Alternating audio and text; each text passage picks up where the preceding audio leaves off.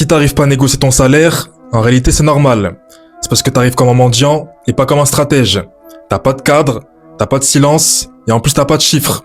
Ce que tu dois comprendre, c'est que si tu veux être payé comme un lion, tu dois déjà en avoir la posture. Ici, je te montre 3 leçons de négociation que tu peux appliquer dès maintenant et on va prendre l'exemple du film Le Stratège.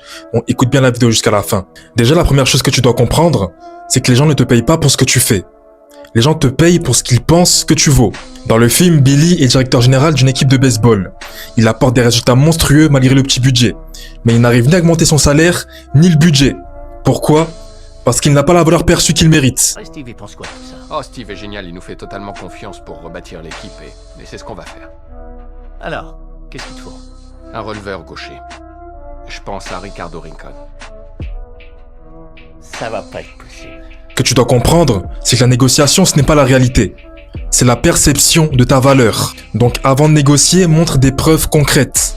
Résultats, chiffres, impact, transformation. Donc fais de ta valeur exister avant de la demander.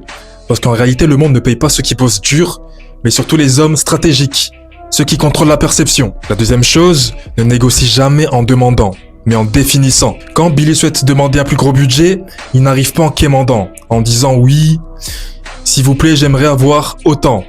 Il dit, voici mes conditions pour qu'on ait autant ou tel résultat.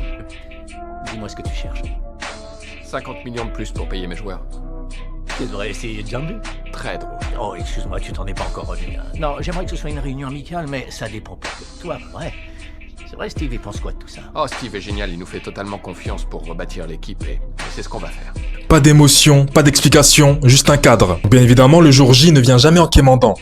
N'arrive pas avec des « oui, est-ce que c'est possible que… » Tu pars avec une mauvaise posture. Un exemple de phrase que tu pourrais dire avec la bonne posture. Pour maintenir la trajectoire de mes résultats, l'évolution de ma rémunération est une composante à prendre en compte.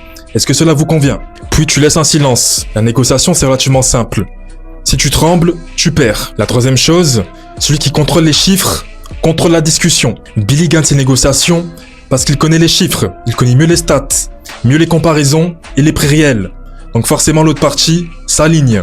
Je détermine que nous devons gagner au moins 99 matchs pour jouer les playoffs. Nous devons marquer au moins 814 points pour remporter les matchs en question et encaisser au maximum 645 points. Donc avant de négocier, tu dois connaître les chiffres, connaître le prix du marché, les alternatives, tu dois connaître les marges. Donc prépare des données, parce que la négociation ce n'est pas uniquement émotionnel, c'est aussi des mathématiques déguisées en discussion. Donc si tu veux des tips de négociation et une posture qui impose le respect, commente respect sous cette vidéo et rejoins mon groupe Telegram privé.